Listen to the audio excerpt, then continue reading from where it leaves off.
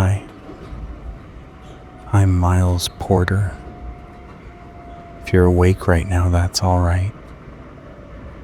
Sometimes sleep takes a while to arrive, like a train running a few minutes behind schedule. Tonight I thought we might take a journey together. A special kind of journey through the Christmas markets of Europe, riding aboard a vintage railway carriage with brass fixtures and velvet seats. The kind of train that doesn't exist much anymore, except in memory and in moments like this. We'll visit 3 Christmas markets. Strasbourg, where the tradition began in 1570. Nuremberg, with its medieval square and gingerbread hearts. And Vienna, where emperors once walked among the wooden stalls. The train will be warm, the night will be cold. And somewhere between those 2 temperatures, I hope you'll find rest. If your eyes are getting heavy, that's good. Let them close when they're ready. It's evening in Strasbourg, the kind of December evening where daylight fades around 4 in the afternoon, leaving the city to its own lights. We're standing on the platform at Strasbourg's main railway station. The air smells like coal smoke in winter. Your breath makes small clouds that disappear almost as soon as they form. The train is waiting on track 7. It's not a modern train. This is a special vintage railway service, restored to how it looked in the late 1800s. The carriages are painted in deep burgundy with gold trim along the windows. Brass lamps hang at intervals, their glass globes already lit against the gathering dark. Steam rises from beneath the carriages, not from a steam engine, which this particular train doesn't have, but from the heating system. These vintage carriages were fitted with coal-fired heating stoves originally, though now they use something safer. The important thing is they work. They work very well. A porter in a dark uniform helps passengers aboard. He has a thick mustache and kind eyes. When it's our turn, he takes your hand to help you up the narrow steps. The interior of the carriage is remarkable. Everything is wood. Polished mahogany panels line the walls, fitted so precisely you can barely see the seams. The ceiling is pressed tin, painted cream, with small electric lights where gas lamps once hung. The seats are upholstered in burgundy velvet, worn smooth by decades of travelers, but still soft, still welcoming. Our compartment is small. It has 2 bench seats facing each other and a window between them that looks out onto the platform. Above the seats are luggage racks made of curved brass and netting. A small table folds down from beneath the window. The heating vent along the floor radiates warmth. You can feel it on your ankles first, then gradually spreading upward. We settle into our seats. The velvet compresses in a comfortable way. Through the window, we can see other passengers boarding. A family with 3 children an elderly couple holding hands, a young woman with a large leather case that probably contains Christmas gifts. The station clock reads 17:30, 6:30 in the evening. In a few minutes we'll depart for the Christkindlesmarkt, Strasbourg's Christmas market. But we have time. Trains are rarely rushed. Outside, the platform lights reflect off the wet pavement. It must have rained earlier. The city of Strasbourg spreads out beyond the station, its half-timbered houses and church spires dark against the winter sky. If you'd like, you can close your eyes now. The compartment is warm, the seat is comfortable. There's nothing you need to do except sit and breathe and let the train take you where it will. The train jolts gently as it begins to move. Not alarming, just a small reminder that we're in motion now. The station slides past the window, and then we're in the streets of Strasbourg proper, the tracks running alongside the Ill River. Our destination is only a short distance.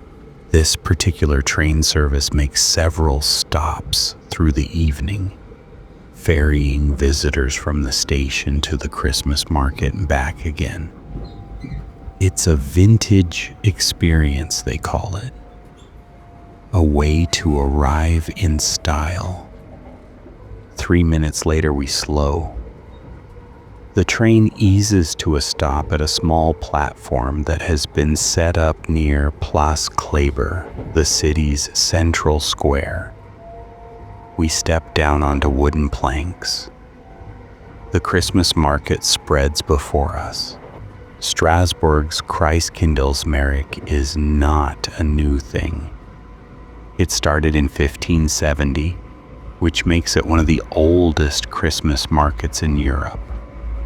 For more than 450 years, people have gathered here in December to buy gifts and eat warm food and stand together in the cold.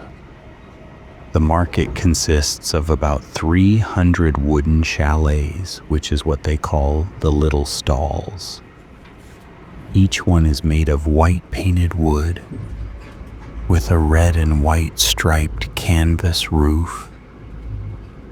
They line the squares and streets of the old town, creating pathways of light and warmth through the winter darkness. We walk slowly between the stalls. The first thing you notice is the smell. Mulled wine, which the French call vin chaud and the Germans call Glühwein. It's red wine heated with cinnamon sticks, star anise, cloves, orange peel, and sugar. The scent is immediate and everywhere, drifting in warm clouds from dozens of stalls. At one booth, a woman ladles the deep red liquid into ceramic mugs. The mugs are white with a painted design, a Christmas tree, a few stars, the words Strasbourg Christkindelsmärik. When you buy your first cup of mulled wine, you pay a small deposit for the mug. €3 maybe. At the end of the night, you can return it for your deposit or keep it as a souvenir. Most people keep the mugs. We take our time walking. There's no hurry. The market is open until 9 in the evening, and we have hours. The handcrafted goods are displayed with care. Wooden ornaments hang from hooks, angels, stars, nutcrackers, tiny replicas of half-timbered Alsatian houses. Some are painted in bright colors, others are left natural, the grain of the wood showing through a light coat of oil. One stall sells only glass ornaments. They hang on a wooden frame, hundreds of them, catching the light from the stall's lamps. Round ones, teardrop ones, stars, icicles. Some are frosted white, like they've been touched by snow. Others are deep red or forest green or silver. The glass makes small clinking sounds when people walk past, and the ornaments sway in the movement of air. Another stall offers candles, not the kind in jars, but traditional wax candles in metal holders. Advent candles mostly, red ones for Christmas, white ones for the New Year. The candle maker, an older man with spectacles, demonstrates how the holder's spring mechanism grips the candle as it burns down so it never tips. Traditional Alsatian foods are everywhere. Bredel, which are small Christmas cookies. Each batch is different. Some have anise, some have cinnamon, some are shaped like stars or hearts, and topped with pearl sugar that crunches when you bite down. Lebkuchen, which is gingerbread, soft gingerbread, not the hard kind used for houses. It comes in rounds or rectangles, sometimes covered in dark chocolate, sometimes in white icing. The spices are gentle. Ginger, yes, but also cardamom, nutmeg, a touch of clove.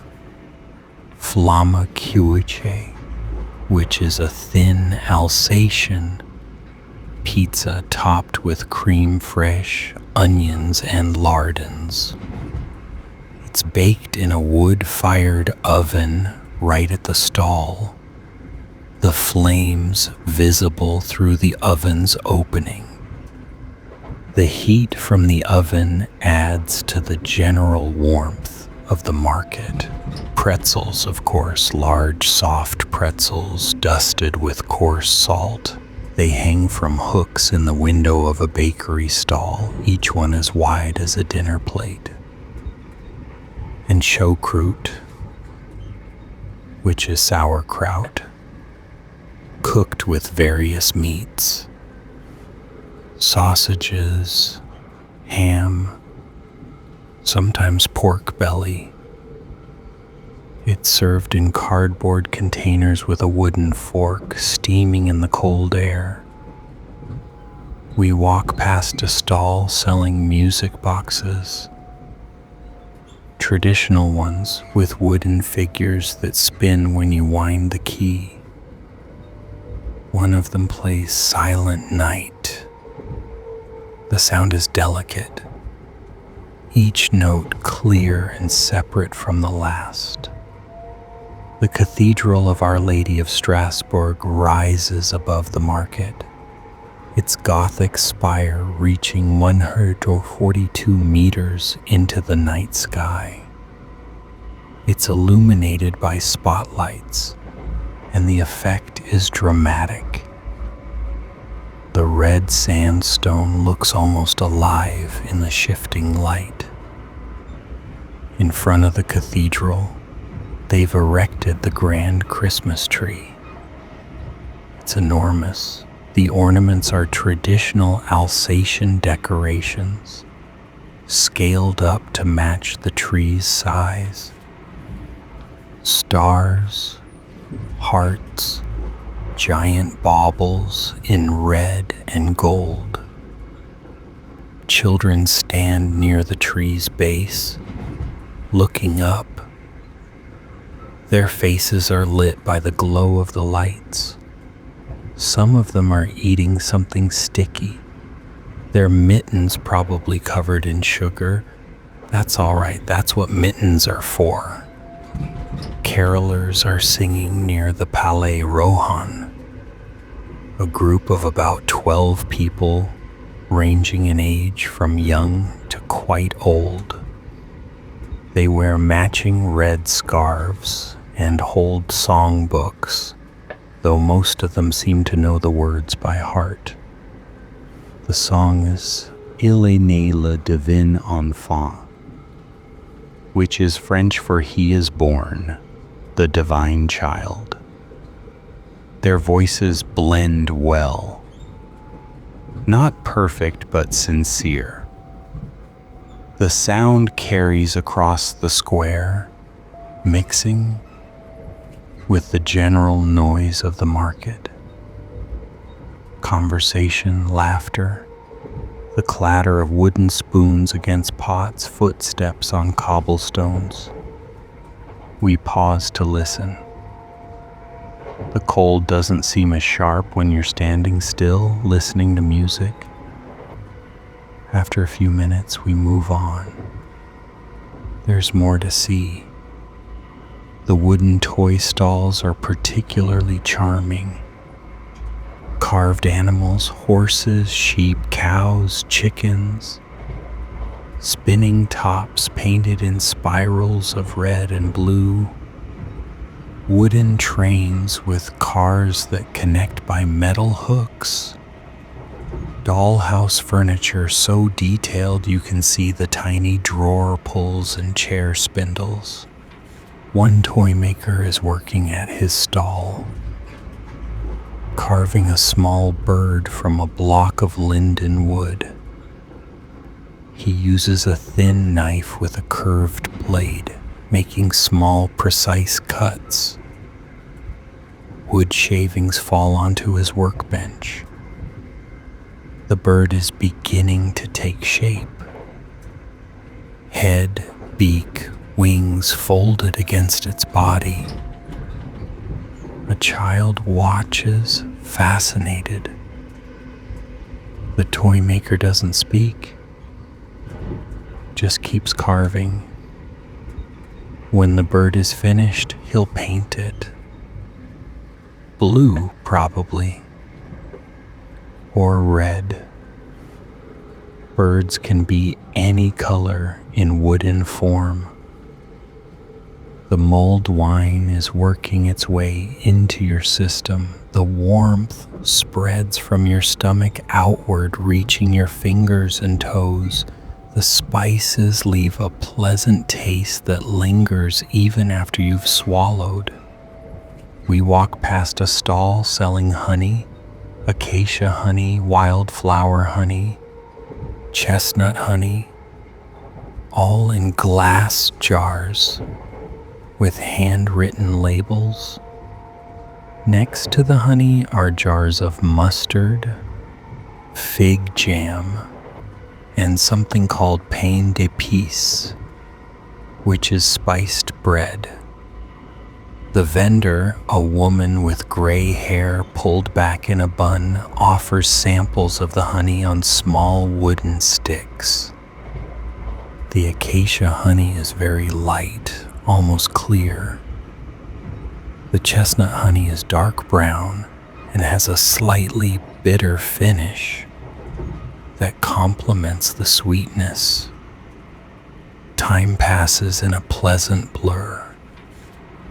The market doesn't demand anything from you. You can walk or stand or sit on one of the benches they've placed near the stalls. You can buy things or just look. Both are acceptable. The Place Broglie is particularly beautiful. This is where the oldest part of the Christkindlesmarkt takes place, the section that has been here since 1570.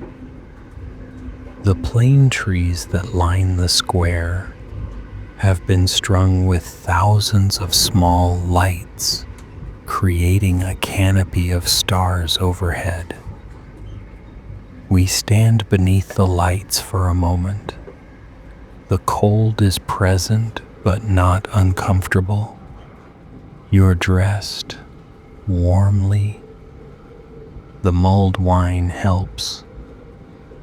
And there's something about the combination of cold air on your face and warmth in your core that feels balanced, complete. Eventually, we make our way back to the small platform where the vintage train waits. The burgundy carriages look inviting. Light spills from their windows onto the platform. Inside, we can see other passengers already seated, some of them dozing, their heads resting against the velvet seats. We board again. The porter nods as we pass, the same one from earlier, or perhaps a different one. They all have similar mustaches. Our compartment is as we left it. Warm, quiet, the window showing the Christmas market beyond. The train doesn't leave immediately. It will wait until the scheduled departure time. 2100 hours, 9 in the evening. We have a few minutes yet. Through the window, we watch people moving through the market. A couple walks past, holding hands. The woman is laughing at something the man said. A family goes by, the father carrying a small girl on his shoulders so she can see over the crowd. The scene is timeless. People have been gathering like this for hundreds of years. The specific individuals change, but the action remains the same. Coming together in winter, seeking light and warmth and connection. The train jolts gently. We're moving. The Christkindlesmarkt slides past the window, its lights becoming smaller as we gain distance. Soon we're out of the old town, moving through modern Strasbourg, past apartment buildings and office blocks, heading toward the railway station. Our next destination is Nuremberg. The journey will take several hours, with the train traveling at a leisurely pace, appropriate to its vintage character. If you're tired, you can sleep now. The seat reclines slightly. There's a blanket folded on the rack above. The heating vent continues its quiet work, keeping the compartment at a comfortable temperature. The rhythmic sound of the wheels on the rails is constant, steady, predictable. Let it carry you forward. The vintage train moves through the night at a pace that feels deliberate. Not slow exactly, but unhurried. This is the kind of train travel people experienced in the late 1800s. A journey where the destination mattered, but so did the traveling itself. We left Strasbourg behind about 20 minutes ago. Now we're moving through the Alsatian countryside, though there's not much to see in the darkness. Occasional lights from farmhouses, silhouette of hills against a slightly less dark sky, forests that appear as patches of deeper black. The carriage sways gently with the movement of the train. It's a comforting motion, like being rocked in very slow motion. The engineers who designed these carriages understood something about human comfort. The way the suspension absorbs the roughness of the track, the way the seats are positioned to support your back and neck, the way the window is placed at exactly the right height for gazing out without straining. We're sharing this carriage with a few other passengers, each in their own compartment. Through the corridor, we can hear occasional sounds. Someone coughing quietly, the rustle of a newspaper, low voices in conversation.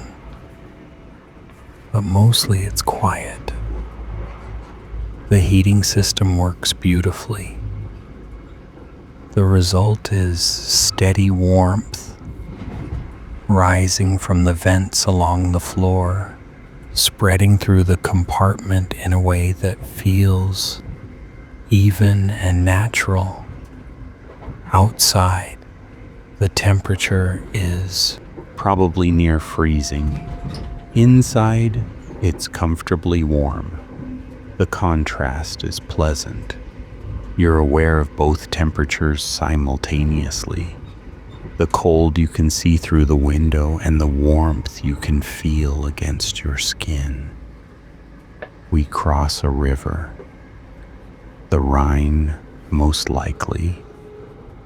Though at this angle and in this darkness, it's hard to be certain. The bridge makes a different sound under the wheels, more resonant.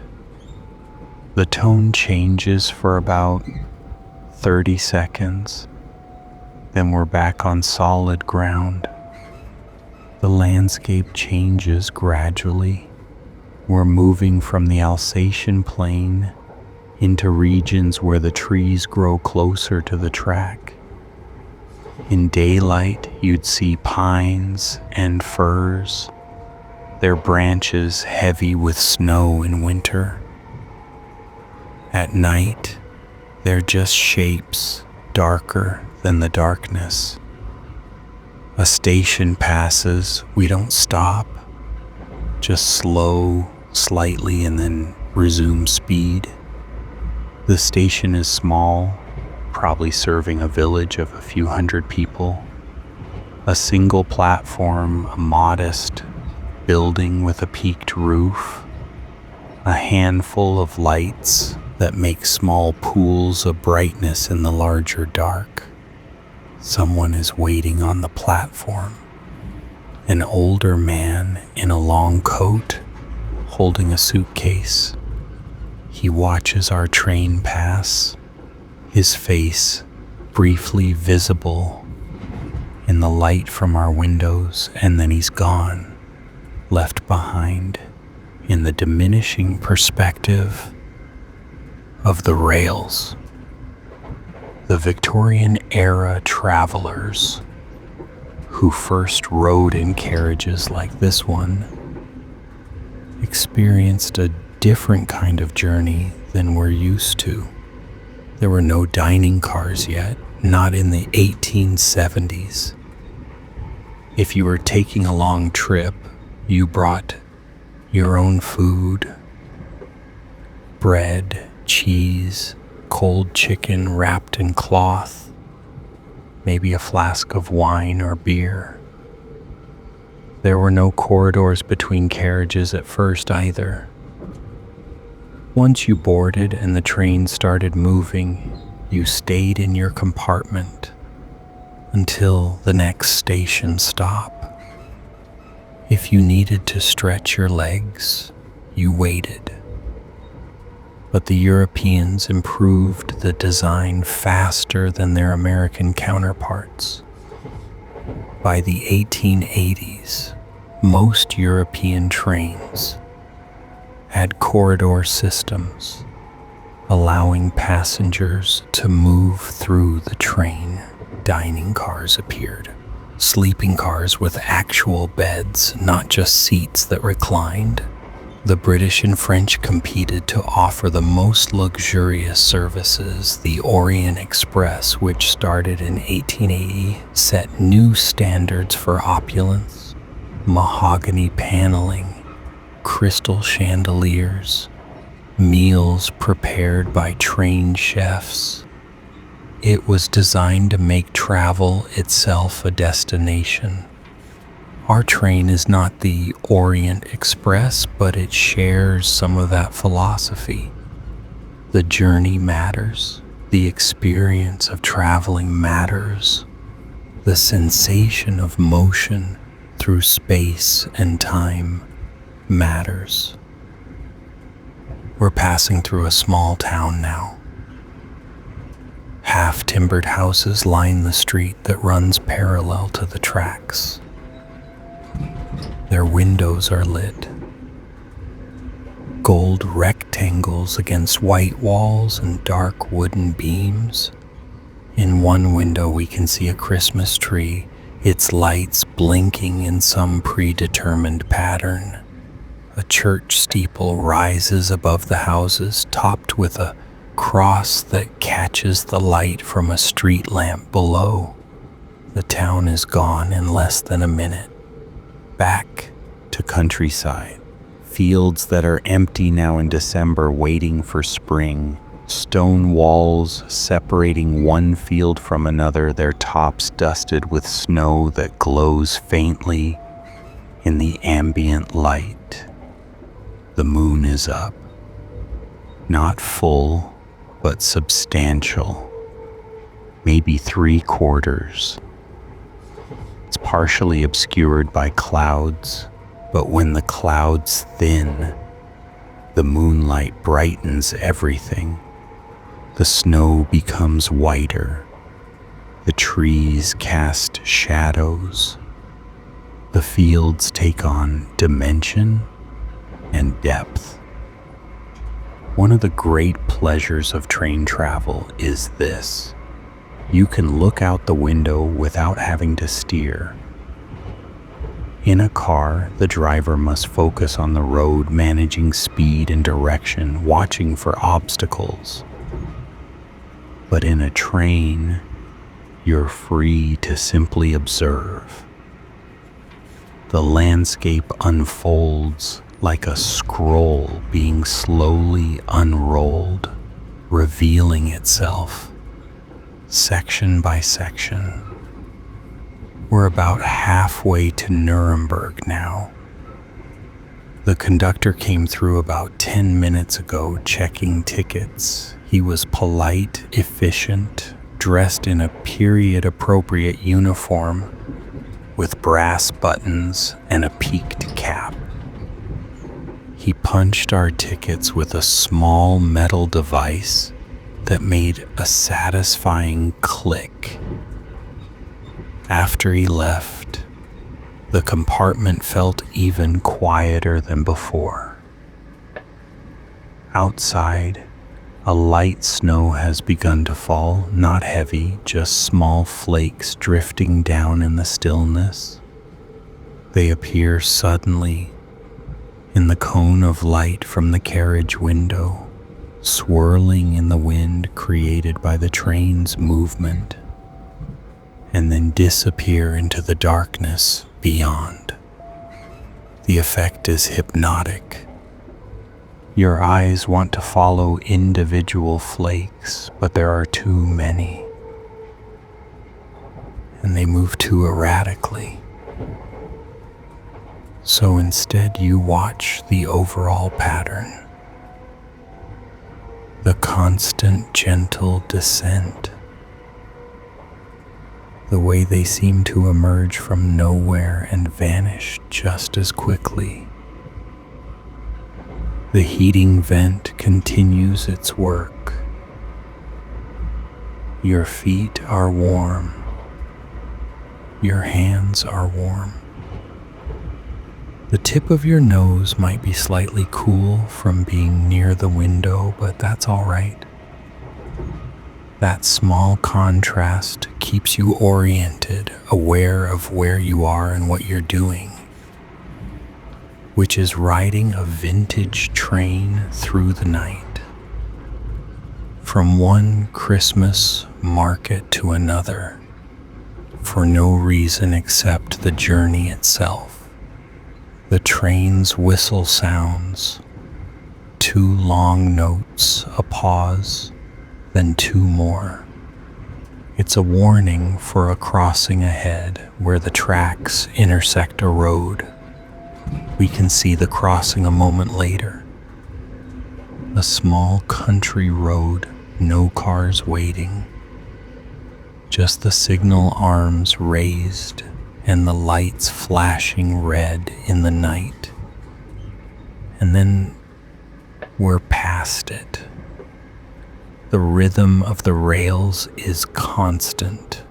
The sound varies slightly depending on the type of track, the joints between sections, the grade of the roadbed, but the basic pattern never changes.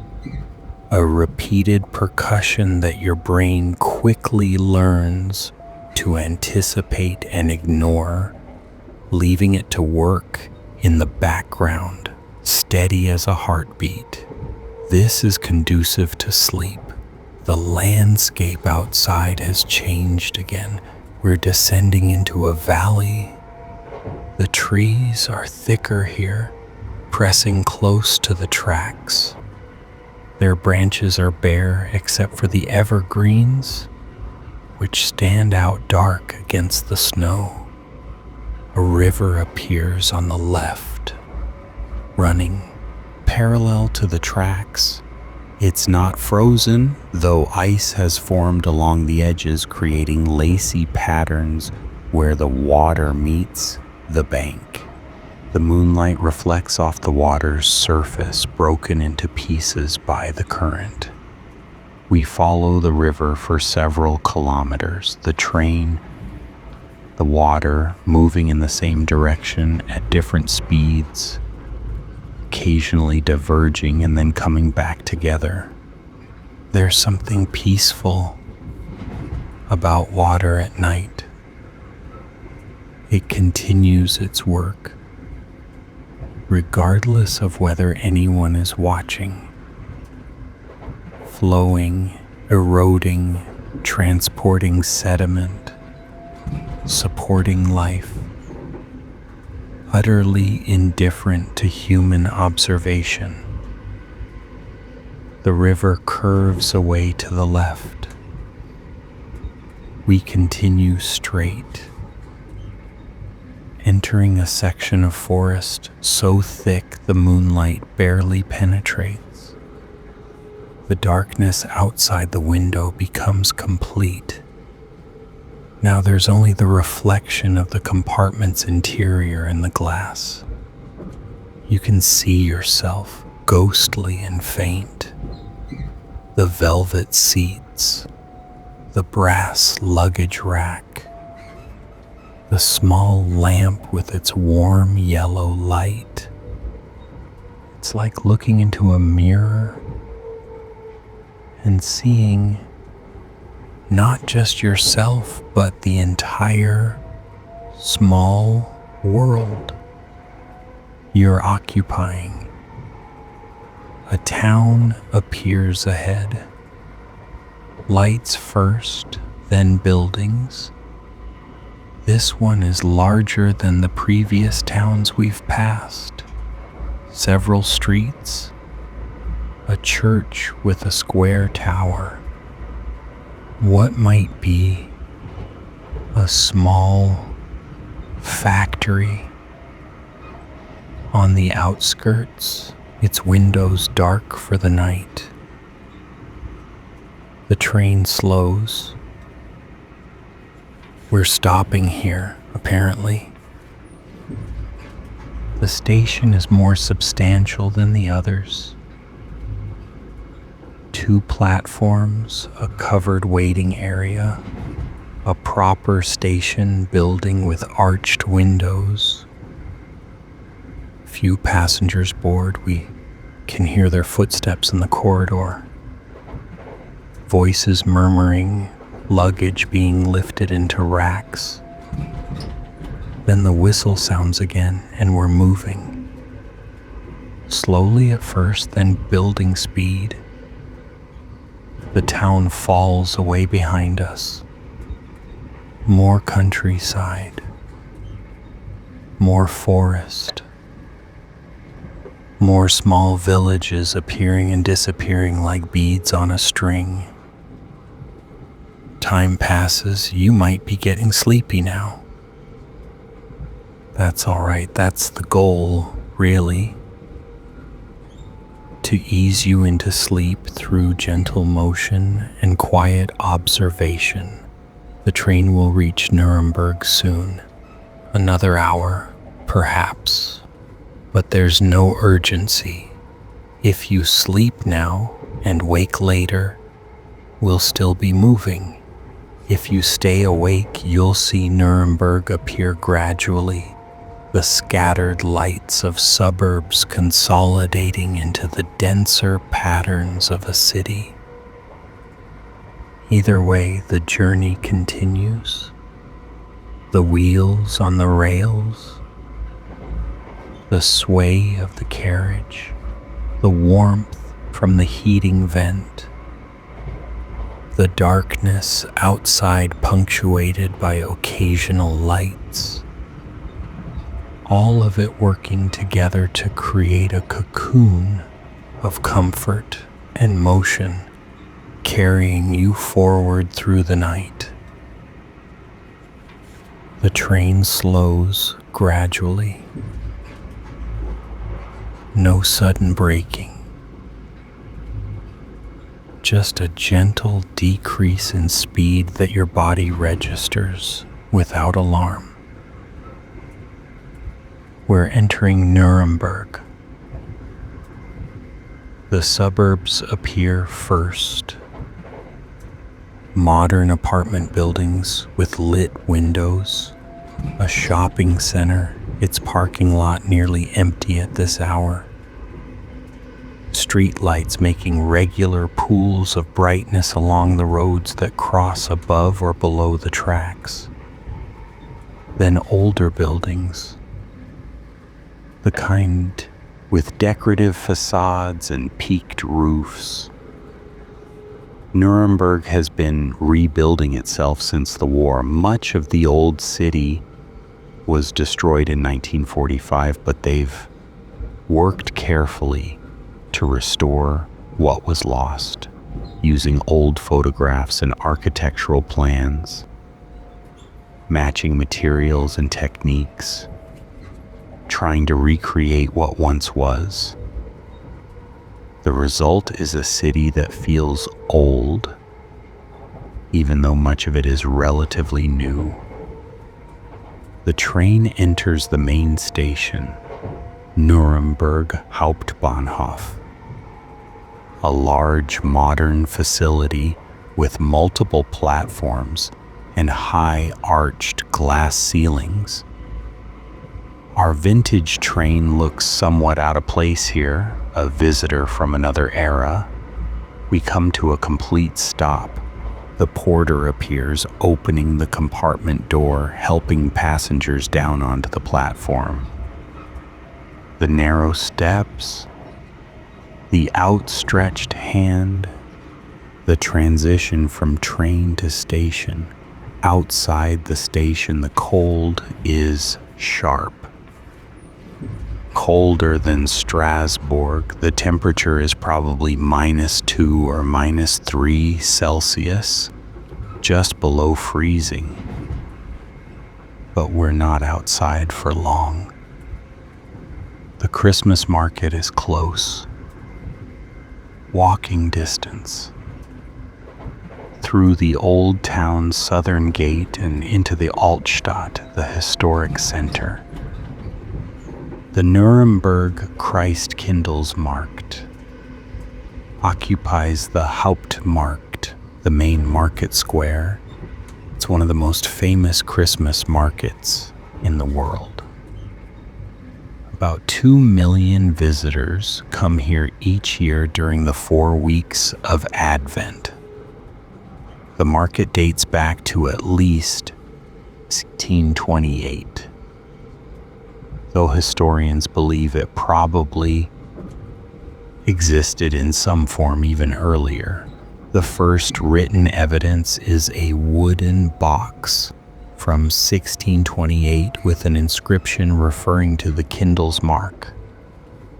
The word Christkindlesmarkt comes from Christkind, which means Christ child. The tradition emerged from the Protestant Reformation. Martin Luther and other reformers wanted to shift the focus of Christmas gift giving from St. Nicholas on December 6th to the birth of Christ on December 25th. The Christkind became the gift bringer, portrayed as an angel-like figure with golden wings and blonde curls. Every 2 years, Nuremberg selects a young woman to portray the Christkind. She opens the market with a prologue spoken from the balcony of the Frauenkirche, the Church of Our Lady, which overlooks the Hauptmarkt. We're here several days after the opening, so the ceremony has passed. But the market is in full operation. The Hauptmarkt is a large square, roughly rectangular, surrounded by historic buildings. The Frauenkirche stands at one end, its Gothic facade decorated with a famous mechanical clock. The Schöner Brunnen, the beautiful fountain, rises in one corner. A 19-meter tall Gothic spire with 40 figures arranged in 4 tiers. The Christmas market fills the square completely. About 180 wooden chalets, each identical, white wood, red and white striped roofs, arranged in neat rows with pathways between them. The smell is similar to Strasbourg but different. Here, gingerbread dominates. Nuremberg is famous for its Lebkuchen, a soft, spiced gingerbread that has been made here for centuries. There are strict rules about what can be called Nürnberger Lebkuchen. The makers must be based in or near Nuremberg, and they must follow traditional recipes. The scent is everywhere. Ginger, cinnamon, cardamom, honey, nuts. It mingles with the smell of mulled wine and roasted almonds and grilled sausages. We walk slowly through the market. The chalets sell the expected items: ornaments, candles, wooden toys, handicrafts. But Nuremberg has specialties you won't find elsewhere. Zwetschgenmännle, for example. These are little figures made from dried prunes. A large prune for the body, a smaller one for the head, nuts and toothpicks for arms and legs. They're dressed in traditional Bavarian clothing. Each one is unique, hand-assembled by the vendor. They're charming in an odd way.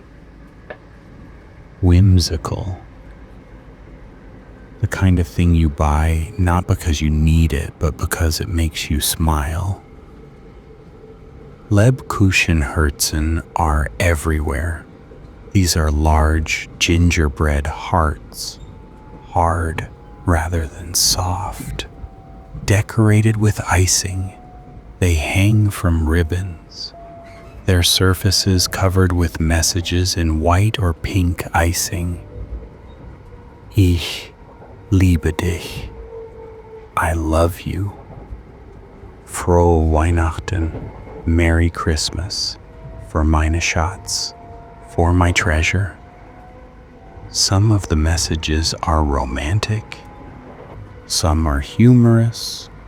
Some are mildly inappropriate, which seems to be part of the tradition. The hearts are meant to be worn around your neck as you walk through the market. Children wear them, adults wear them, everyone participates. We stop at a Lebkuchen stall. The vendor, a woman in her 50s with rosy cheeks, offers samples, small pieces of the soft kind, cut from larger rounds. One variety is covered in dark chocolate, another has white icing. A third is plain, just the spiced gingerbread itself. The texture is soft and slightly sticky. The spices are balanced, not too strong, not too mild. The honey adds sweetness without being cloying. It's very good. The mulled wine here is called Glühwein, the same as in Germany generally. But Nuremberg has a special variety. Blueberry Glühwein, made from wine produced by local blueberry growers. It's darker than regular Glühwein, almost purple. The taste is similar, but with a fruity undertone that complements the spices. We order one, stand near the stall, letting the heat from the wine warm us from the inside. The crowd is dense but not uncomfortable. People move slowly, browsing, stopping to talk, occasionally buying something. Children are everywhere, many of them eating Nürnberger Rostbratwurst, the small grilled sausages that are a local specialty. The sausages are quite small, only about 8 centimeters long. They're traditionally served 3 in a bread roll or in a portion of 6 or 12 with sauerkraut or potato salad. The spices include marjoram, which gives them a distinctive flavor. We watch a vendor grilling the sausages. He works at a large metal grill, the kind where the sausages sit on bars above glowing coals. He turns them regularly, keeping them moving so they cook evenly. The fat drips onto the coals, causing small flare-ups that char the skins in an appetizing way. The Frauenkirche's clock begins to chime. It's 2100 hours. 9 in the evening, the mechanical figures in the clock perform their routine. 7 electors circle the seated emperor, acknowledging his authority. It's a reference to the Golden Bull of 1356 when Emperor Charles IV elevated Nuremberg's status within the Holy Roman Empire. The performance lasts about a minute. Everyone in the square pauses to watch. Then the clock falls silent and the market resumes its activity. We walk to the Schöner Brunnen. The fountain is drained for winter, but it's still beautiful. The stone is Gothic sandstone, carved with figures of philosophers, prophets, electors, and evangelists. At the top, Moses and the 7 prophets. Below them, the 7 electors and 9 heroes. At the base, the 4 evangelists and 4 church fathers. One of the iron bars in the fence surrounding the fountain has a ring that can be rotated. Local legend says if you spin it 3 times while making a wish, your wish will come true. The ring is polished gold from centuries of touching, while the rest of the fence is black with age. A child stands before the ring now, spinning it slowly, 1 rotation, 2, 3. His face is serious with concentration. His mother stands behind him, smiling. We continue walking past stalls selling handmade dolls, past a stall offering wooden puzzles, past another selling candles in every size and shape. Spirals, cones, spheres, traditional tapers. Time passes. The cold gradually works its way through our outer clothing, finding the gaps at wrists and neck, but the mulled wine and the warm food keep our core temperature steady. The market will stay open until 2200 hours, 10 in the evening, but we should start making our way back to the train soon. Our next destination is Vienna. The overnight journey will take about 7 hours, arriving in Vienna around 5 in the morning. The vintage train is waiting at a different location than where we arrived. There's a special platform set up near the market on Hallplatz, specifically for the vintage Christmas market service. We walk there slowly, taking one last circuit of the stalls. A vendor is selling roasted almonds, gebrannte Mandeln. The almonds are coated in sugar that has been caramelized, creating a crunchy shell. The smell is intense. Burnt sugar, cinnamon, vanilla. We buy a small paper cone full of them. They're still warm, the sugar still slightly soft. At another stall, someone is playing an accordion. Traditional Christmas carols. Stille Nacht, O Tannenbaum, Ihr Kinderlein kommet. The music carries across the square, mixing with all the other sounds. Finally, we reach the platform on Hallplatz. The vintage train is there, waiting. The same burgundy carriages, the same brass lamps, the same warm light spilling from the windows. We board.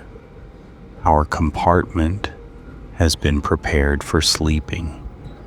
The facing seats have been converted into a bed with clean white sheets, a pillow, and a thick woolen blanket. The transformation is clever.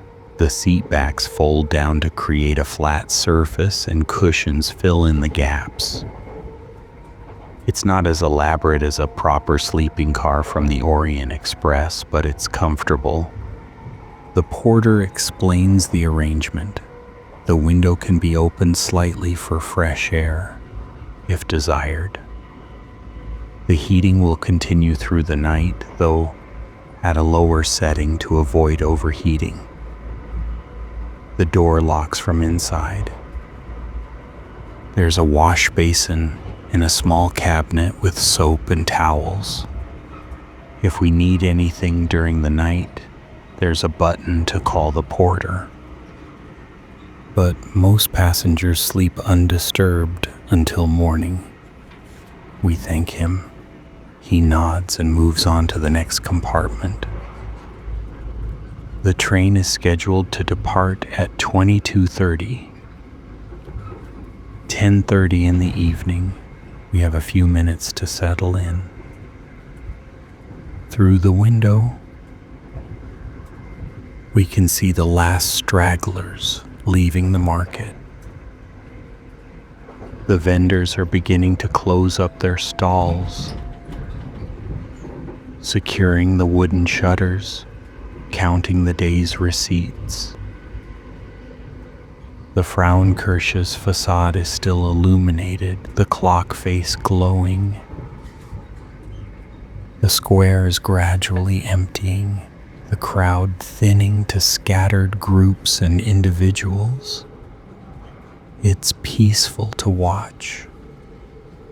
At 22:30 exactly, the train begins to move.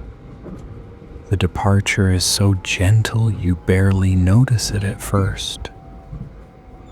The platform starts sliding past the window, slowly, and then faster. The lights of Nuremberg spread out around us. Street lights, building lights, the red glow of traffic signals. We're traveling southeast now, through Bavaria, into Austria, ending in Vienna. The route follows the Danube for much of the journey, though we won't see the river until morning. For now, it's just darkness and occasional lights. The compartment is quiet. The bed is comfortable. The pillow is filled with some kind of grain, probably buckwheat, that shifts to conform to your head's position. The blanket is heavy. Good quality wool, probably. The weight of it is reassuring. Outside, snowflakes are still falling. They appear in the window's light and then vanish. Over and over, an endless procession. The rhythm of the rails is different at night. Without visual references, you're more aware of the sound. The repeating pattern of clicks and clacks. The occasional deeper thump when the wheels cross a track junction. The sustained hum of motion. This is the sound that has lulled travelers to sleep for more than 100 years. Babies born on trains, children falling asleep in their parents' arms, soldiers returning from war, businessmen exhausted from meetings, newlyweds beginning their honeymoons, elderly people making one last journey home, all of them hearing the same sound, all of them rocked by the same motion.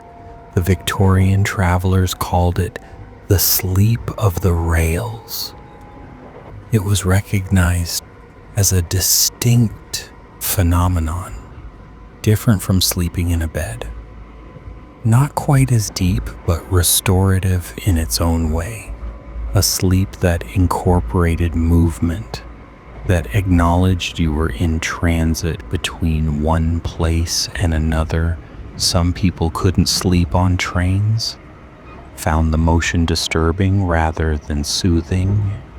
But most people adapted, learned to surrender to the rhythm, learned to trust that the train would keep moving and they would arrive at their destination, whether they slept or stayed awake.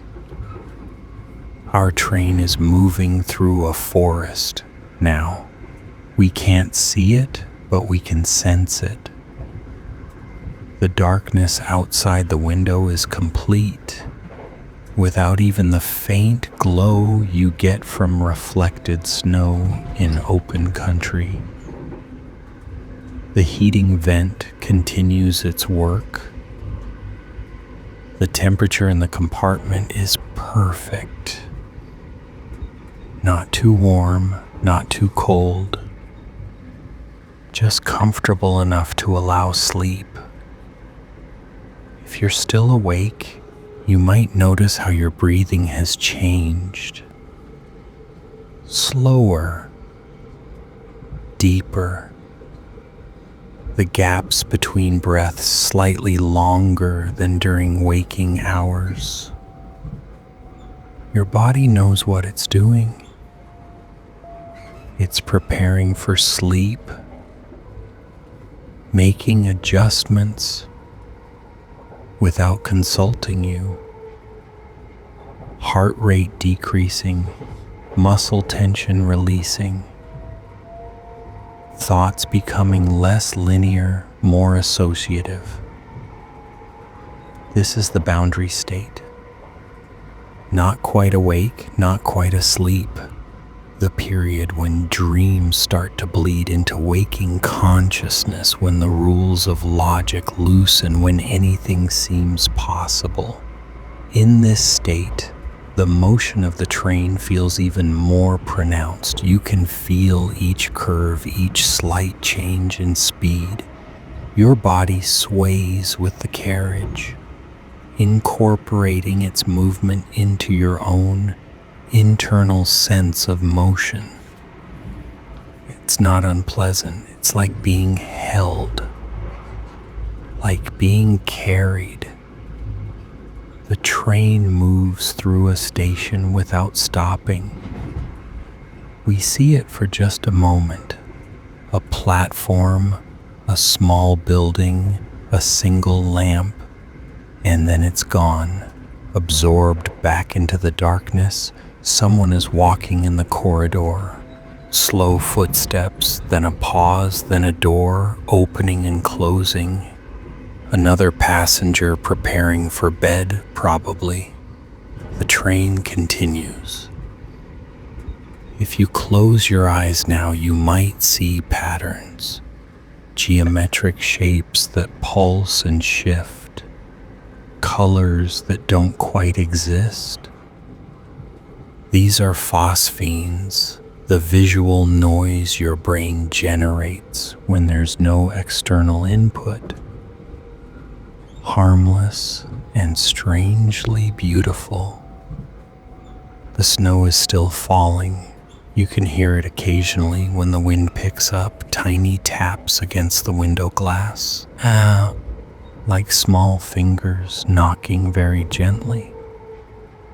We're climbing slightly. The grade isn't steep, but you can feel it in the way the engine works. Harder, the slight change in the sound of the wheels. At the summit, there's a moment when everything levels out. The engine sound changes, the motion smooths, and then we're descending, gravity now assisting rather than resisting. The rocking of the carriage becomes more pronounced on the descent. A gentle back and forth, like a cradle. Your eyelids are heavy now. Perhaps they've already closed. Perhaps you're already asleep. And this is a dream, or perhaps you're still awake, suspended in that in-between state, aware of the train and the night and the journey, but no longer fully present. Either way the train continues, it doesn't care whether you're awake or asleep. It just moves, following the rails, crossing the distance between Nuremberg and Vienna 1 kilometer at a time. The stations pass, small ones mostly, places with names like Neumarkt and Parsberg and Regensburg. The train doesn't stop at all of them, just the larger ones where passengers board or disembark. When we do stop, the change in motion might wake you slightly. The deceleration, the final settling as the wheels cease turning, the sounds of the station, voices, footsteps, the clunk of luggage being loaded, but then we start again and the motion resumes and sleep returns. Hours pass. The landscape outside changes, though you can't see it. We cross from Germany into Austria. The border is unmarked, just an invisible line that represents history and politics and language. The language changes. The signs at stations shift from German to Austrian German, which looks the same but sounds different when spoken. The architecture changes too. Bavarian becomes Alpine. The houses outside would show this if we could see them. Steeper roofs to shed heavy snow, different styles of shutters and balconies. But we're asleep now, or mostly asleep. Somewhere in that state where you're vaguely aware of your surroundings, but no longer processing them consciously. The train moves through Linz, a substantial city on the Danube, Austria's third largest.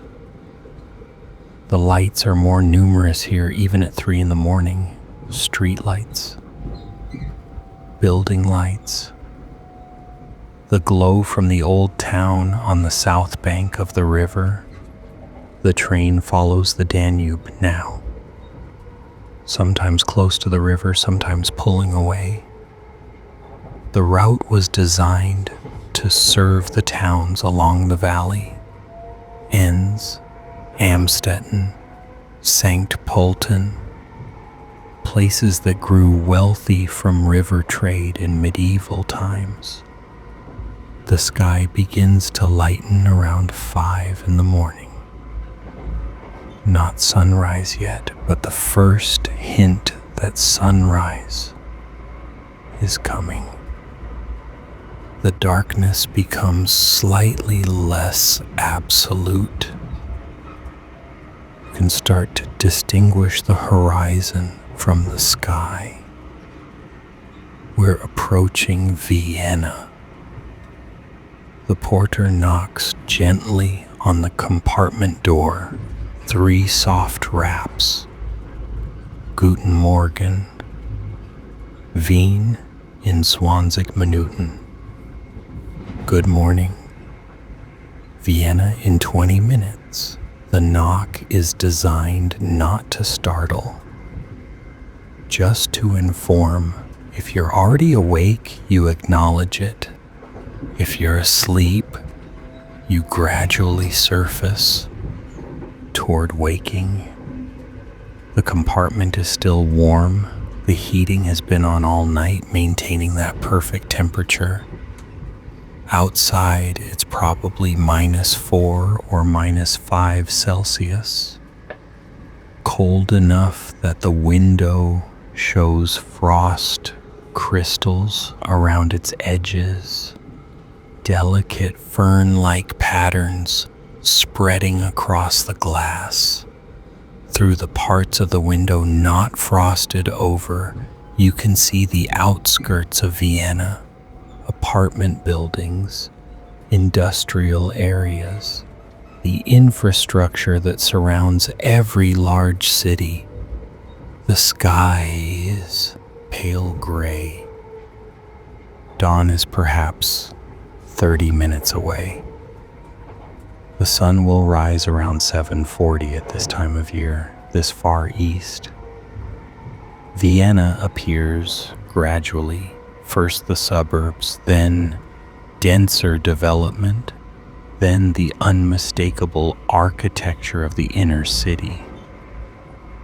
Baroque buildings with ornate facades, the distinctive spires of churches, the broad boulevards designed in the 19th century when Vienna was the capital of the Austro-Hungarian Empire. The train slows. We're entering Wien Hauptbahnhof, Vienna's main railway station. A modern facility, rebuilt just a few years ago, all glass and steel. The vintage train looks even more anachronistic here than it did in Nuremberg. We come to a stop. The station is busy despite the early hour. Business travelers, people catching early trains to other cities. A few tourists. With large suitcases, we disembark. The cold air is immediate and sharp, but we're prepared. Warm coat, scarf, gloves. The cold is bracing rather than painful. Outside the station, the city is waking up. Streetcars are running. Cafes are opening. The morning shift is beginning. Vienna's Christmas markets are spread throughout the city. More than 20 of them, each with its own character. But we're heading to the most famous, the Christkindlmarkt on Rathausplatz, the square in front of the Vienna City Hall. It's about 2 kilometers from the station. We could walk, but there's a vintage tram that runs a special route during the Christmas season, connecting the station to the major markets. The tram is red, like most Vienna trams, but it's an older model. The kind with wooden seats and brass handrails and windows that slide rather than hinges that swing. We board and pay the conductor. He's wearing a uniform similar to our train porters. Dark fabric, brass buttons, peaked cap. The tram moves through the morning city, past the Vienna State Opera, its neo-Renaissance facade glowing gold in the streetlights. Past the Hofburg Palace, the former winter residence of the Habsburgs. Past museums and government buildings and grand hotels. Vienna was built to impress. The architecture says this is a capital, a seat of power, a center of culture and learning. Even in decline, even after losing its empire in 1918, the buildings remember what Vienna once was. The tram turns onto Rathausplatz and stops. The Vienna City Hall rises before us.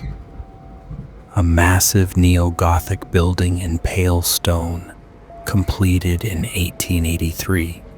Its central tower reaches 98 meters into the sky, topped with the Rathausmann, a statue of a knight holding a lance that serves as the city's symbol. With the statue, the total height reaches just over 103 meters. The building is decorated for Christmas, Not excessively, just enough. White lights outline the windows and arches. A massive Advent wreath hangs from the central balcony. The Christmas market fills the park in front of the building. About 150 stalls, arranged in pathways that radiate out from the center. Above each pathway, an arch of lights creates a tunnel effect. Thousands of white bulbs strung overhead. The Vienna Christkindlmarkt has history, though not as long as Strasbourg's or Nuremberg's. The first documented December market in Vienna was in 1298,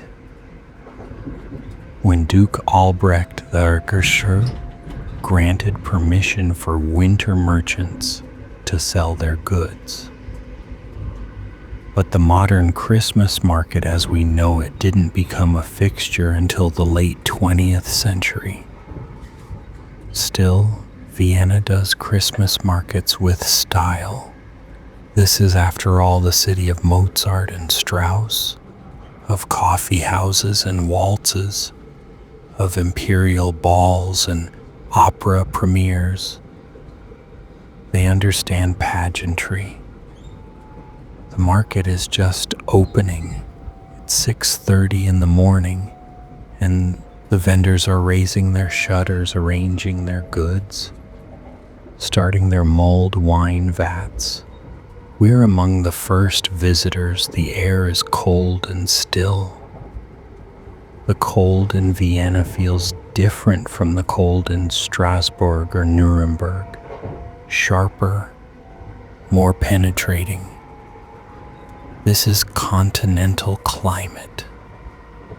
Hot summers, cold winters, less moderation from nearby oceans. But the market creates its own warmth. The mulled wine here is called Glühwein, same as in Germany. But Vienna's Glühwein tends to be less sweet, with more emphasis on the wine itself rather than the spices. Good Austrian wines, Zweigelt, Blaufränkisch, red wines with substance. We order a mug at one of the first stalls to open. The vendor is a middle-aged man with a generous beard. He ladles the wine carefully, filling the mug to about 2 centimeters from the rim so it won't spill when you walk. The wine is perfect. Hot enough to steam in the cold air, but not so hot that it burns your lips. The spices are subtle. Cinnamon, a hint of star anise, maybe a touch of cardamom. The wine's own character comes through. Slightly fruity with a dry finish. We walk slowly through the market. The handcrafted goods here lean more toward traditional Austrian designs. Lots of ceramics, hand-painted plates, cups, bowls. Patterns featuring Edelweiss, the Austrian mountain flower, or alpine scenes. Chalets, mountains, men in lederhosen, women in dirndls. Candles are popular.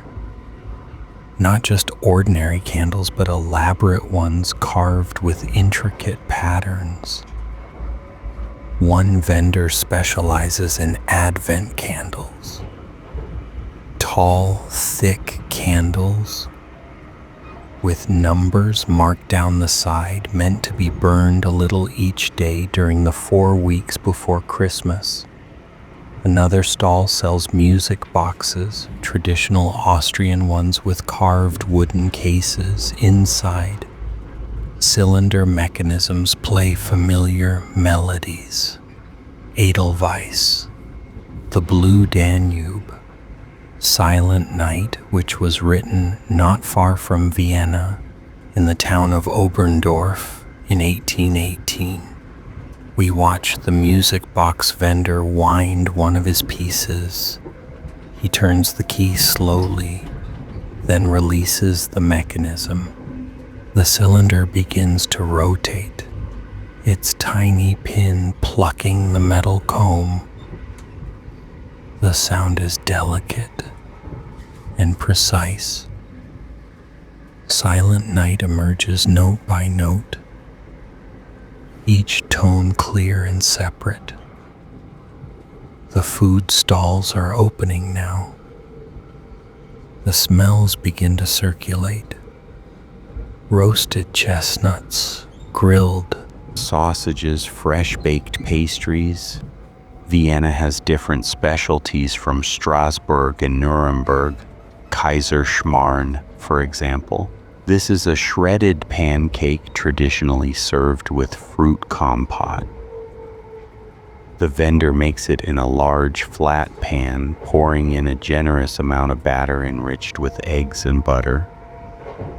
While it cooks, he uses 2 forks to tear it into irregular pieces. When it's done, he dusts it with powdered sugar and serves it in paper bowls.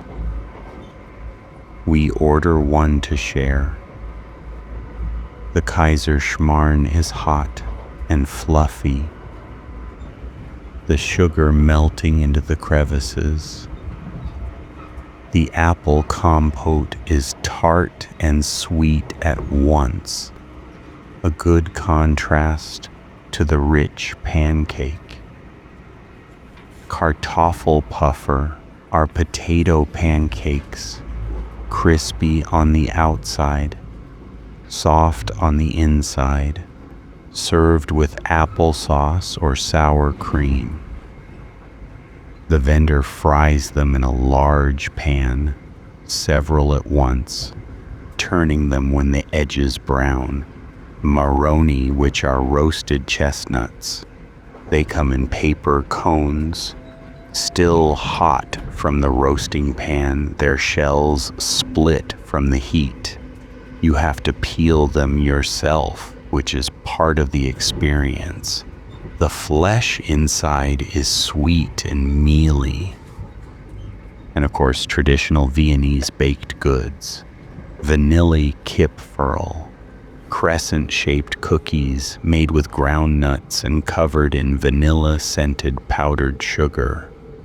Linzer cookies, sandwich cookies with raspberry jam, and a lattice top.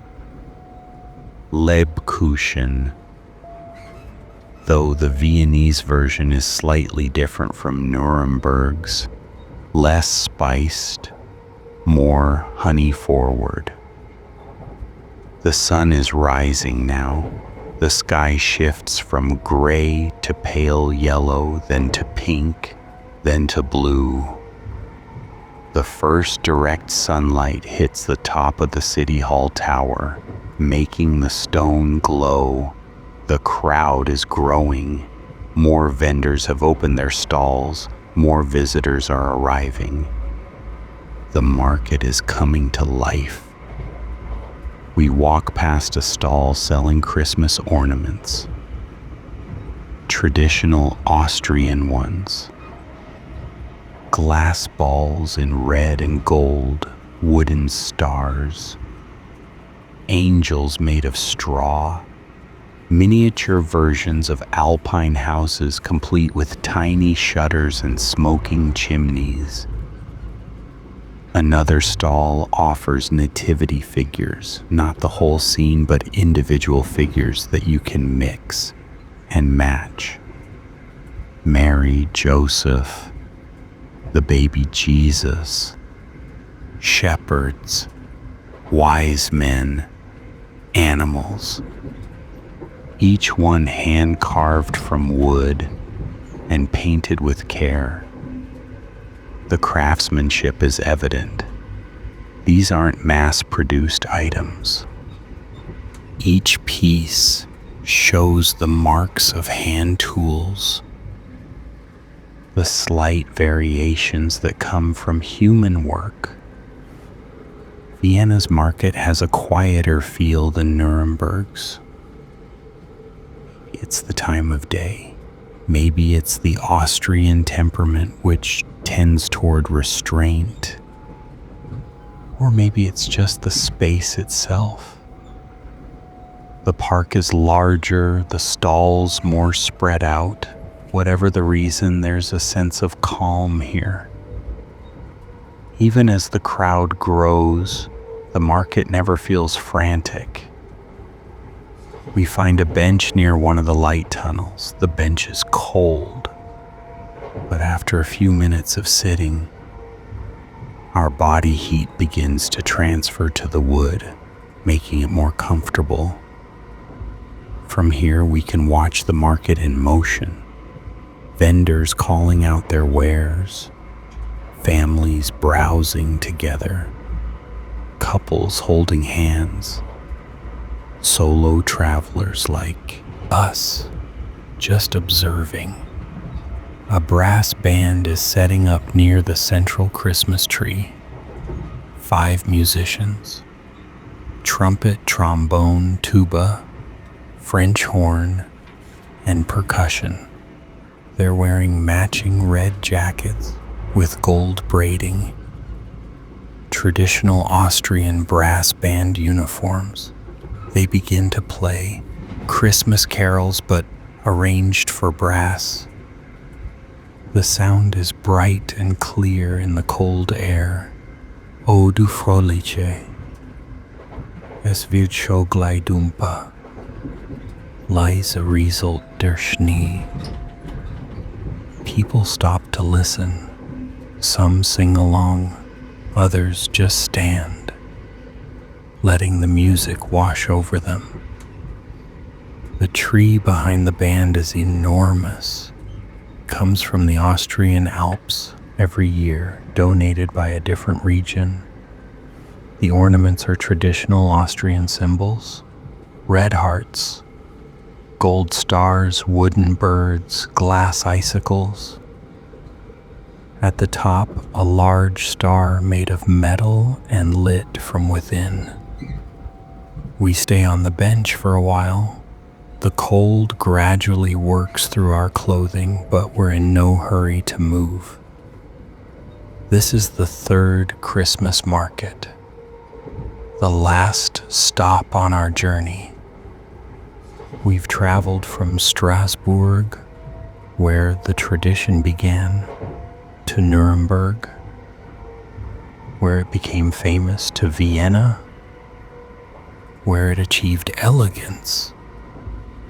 Each market had its own character: Strasbourg's old world charm and Alsatian traditions, Nuremberg's medieval atmosphere and gingerbread perfection, Vienna's imperial grandeur and musical sophistication.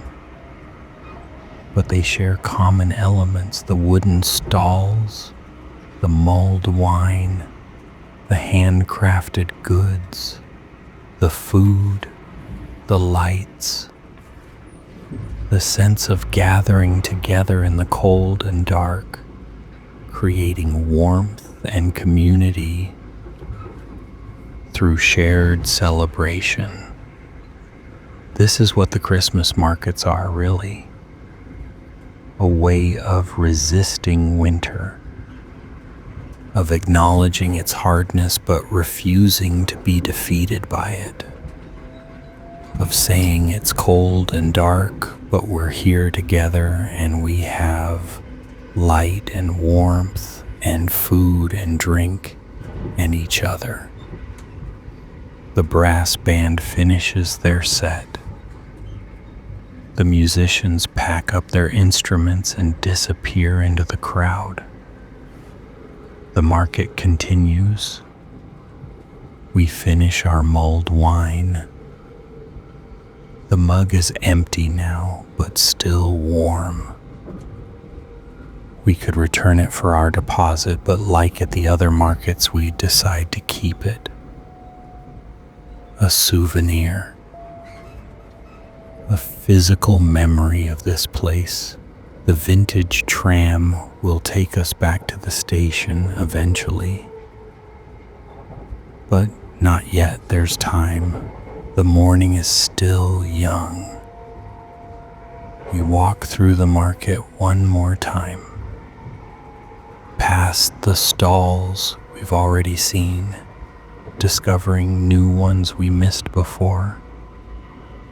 Past the ice skating rink that has been set up in one section of the park, where children are tentatively gliding across the ice, their parents watching from the edges. Past the carousel with its painted horses and cheerful music. Past everything and nothing, just moving through the space, being present in it. The vintage train is waiting at a different platform in Wien Hauptbahnhof. The same burgundy carriages, the same brass fixtures, the same warm light from the windows. The journey will take all day. We'll arrive in Strasbourg around 8 in the evening. That's all right, there's nowhere we need to be. The countryside outside Vienna is flat. Agricultural land, mostly dormant in December. Fields of stubble where wheat grew in summer, vineyards with their vines pruned back to bare wood. We pass through Tulln, a small city on the Danube. The river is wide here, gray-brown with sediment, chunks of ice floating in the slower sections near the banks. The train follows the river westward. This is the same route the Danube itself takes. From the Black Sea through Hungary, Austria, Germany, eventually joining the Rhine system that flows to the North Sea. The Romans used this river as a highway. Their legions traveled it, their merchants transported goods along it. Cities grew at strategic points, where tributaries joined, where the valley narrowed, where crossing was feasible. The railway follows the same logic. Rivers make natural routes through landscape. They find the path of least resistance, the gentle grades that trains prefer. We're climbing now, leaving the Danube Valley. The train works harder. The sound of the engine changes. The speed decreases slightly. Time moves differently on a train. The landscape scrolls past at a constant rate, but your perception of time dilates and contracts. Sometimes minutes feel like hours. Sometimes hours feel like minutes. We cross back into Germany somewhere around noon. The border is unmarked.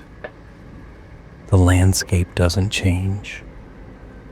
But the next station's sign is in German rather than Austrian, and that's how we know. Regensburg appears in the early afternoon. A substantial city on the Danube, known for its medieval old town and its cathedral with twin spires. We stop here for about 10 minutes. long enough for passengers to stretch their legs on the platform, to buy a snack from the platform vendor, to make a phone call if needed.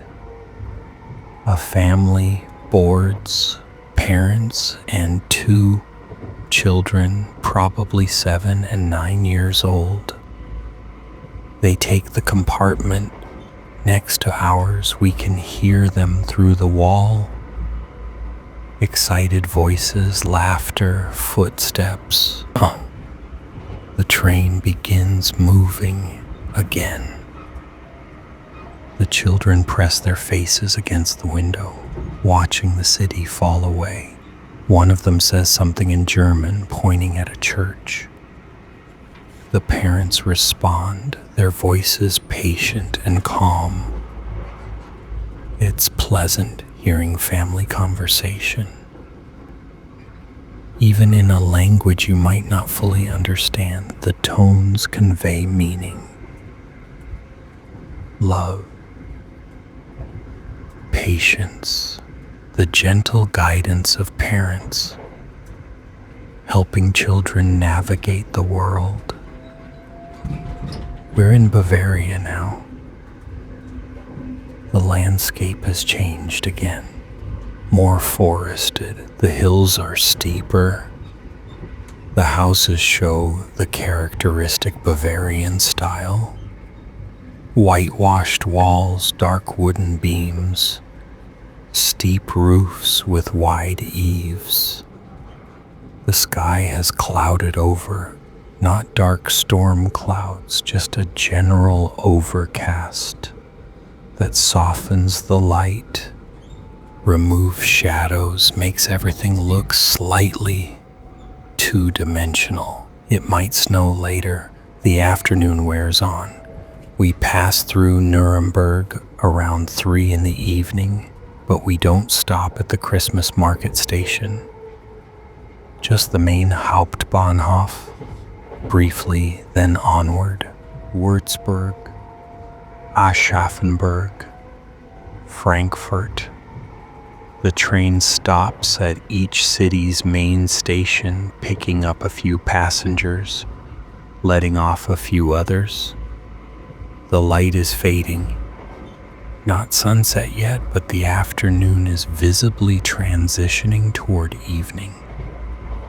At one station somewhere in the Palatinate forest, hear carolers. They're on the platform. A group of about 8 people standing near the station building, singing. Their voices are clear in the cold air. Es ist ein Ros entsprungen. It is a rose sprung up. An old German carol dating back to at least the 15th century. The melody is modal, sounding ancient even to modern ears. They're not singing for money. There's no hat out, no collection box. They're just singing because it's Advent. This is what one does during Advent. You sing carols. You remind yourself and others of the season. The train stays at the station for perhaps 3 minutes, long enough to hear the first verse and the beginning of the second. Then the whistle sounds and we start moving again. The carolers continue singing. Their voices fade as we gain distance, absorbed back into the larger silence of the countryside. But for those few minutes, they were the only sound that mattered. The contrast is beautiful. The warm train, the cold platform, the carolers standing in the chill, offering their voices to anyone who cares to listen. This is what we've been experiencing all along, really. The contrast between warm and cold, inside and outside, the comfort of shelter and the knowledge of what lies beyond it. The warmth means more because of the cold. A fire in summer is just a fire. A fire in winter is salvation.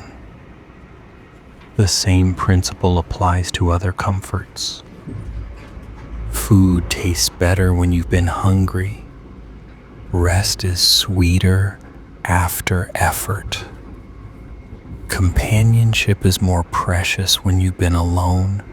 The train provides this kind of comfort, a small, mobile space of warmth and safety, moving through a landscape that would be inhospitable without it. We pass through another small town. The Christmas decorations are visible even from the train. Stars hanging from lampposts, wreaths on doors, Christmas trees visible through windows. It's the same everywhere. Strasbourg, Nuremberg, Vienna, Germany, France, Austria, cities, towns, villages.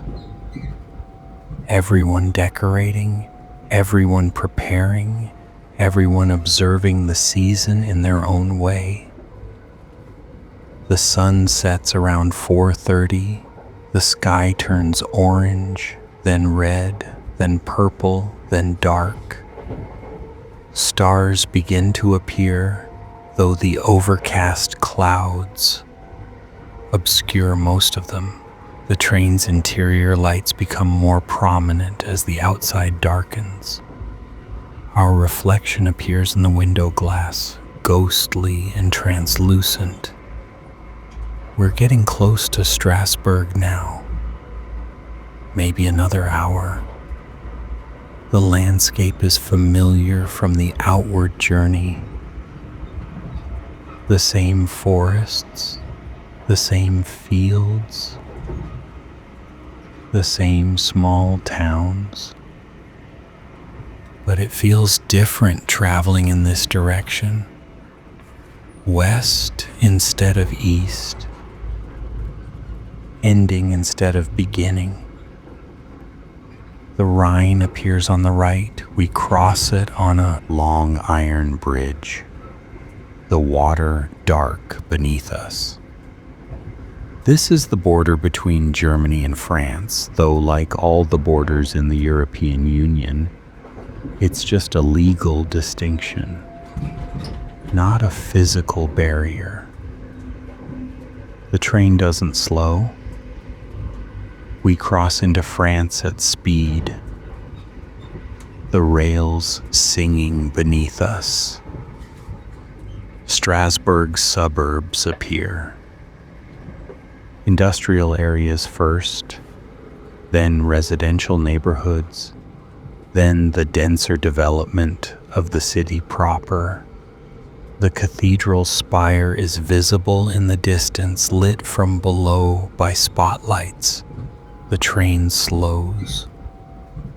We're entering Strasbourg's main station. The journey is ending. We arrive at Strasbourg station at 8:15 in the evening, 15 minutes later than scheduled, but close enough. The platform is busy, people hurrying to catch connections, others meeting arriving passengers. The usual controlled chaos of a major railway station. We disembark slowly. Our legs are stiff from sitting. The cold air is sharp after the warmth of the compartment. But we're not going far, just to a small hotel near the station. A modest place, but clean and comfortable. The kind of hotel that exists primarily to serve rail travelers, people arriving late, leaving early, needing only a bed and a bathroom and perhaps breakfast in the morning. The hotel room is simple.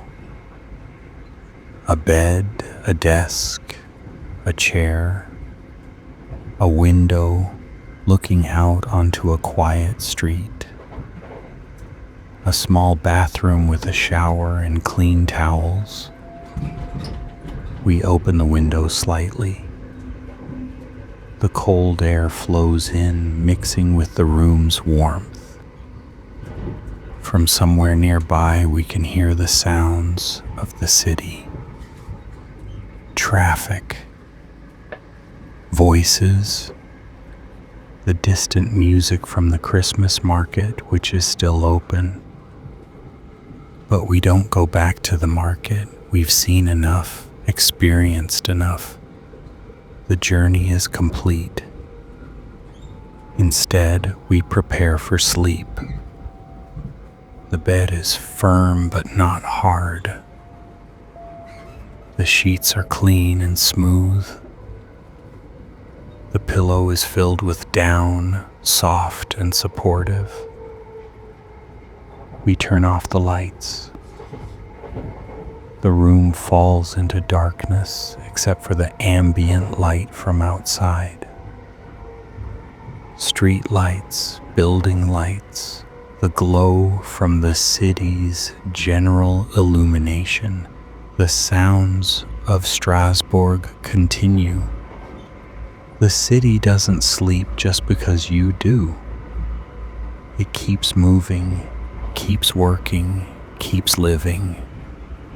But that's all right. Those sounds are distant. They don't intrude. They're just a reminder that the world continues, that you're part of something larger, that your individual rest is happening within a context of ongoing activity. This is comforting in its way. We've traveled hundreds of kilometers, seen 3 Christmas markets, ridden vintage trains through the night and day, experienced the contrast between warm carriages and cold platforms, smelled mulled wine and gingerbread and roasted chestnuts, heard carols and brass bands and the rhythm of wheels on rails. And now, at the end of it all, there's this. A quiet room, a comfortable bed, the gradual settling into sleep. Your breathing has changed. Slower, deeper, more rhythmic. Your muscles are releasing their tension, starting with your feet, moving up through your legs, your back, your shoulders, your neck, your face. Each breath takes you deeper. Each exhale releases something you no longer need to hold. The sounds of the city are fading. Not because they've stopped, but because you're moving away from them, descending into sleep. This is what you came for. This is what the journey was preparing you for. The markets were beautiful. The trains were comfortable. The landscapes were lovely. But this is the destination. Not Strasbourg or Nuremberg or Vienna. Not any place on a map. This quiet, this stillness, this gradual letting go of wakefulness. Your thoughts are becoming less distinct. Words blur into impressions. Impressions blur into feelings. Feelings blur into something that has no name, that exists before naming. The bed is holding you. The blanket is covering you. The pillow is supporting your head. Everything that needs to be done is done. Everything that needs to happen will happen without your conscious participation. You can let go now. The train brought you here. The journey served its purpose. The Christmas markets offered their warmth and light. And now there's just this, the slow descent into sleep, like a train pulling into a station at the end of a long journey, slowing until finally, gently, it comes to rest. Good night. Sleep well. If this journey helped you relax, perhaps you'd like to join us again next time. Until then, rest easy.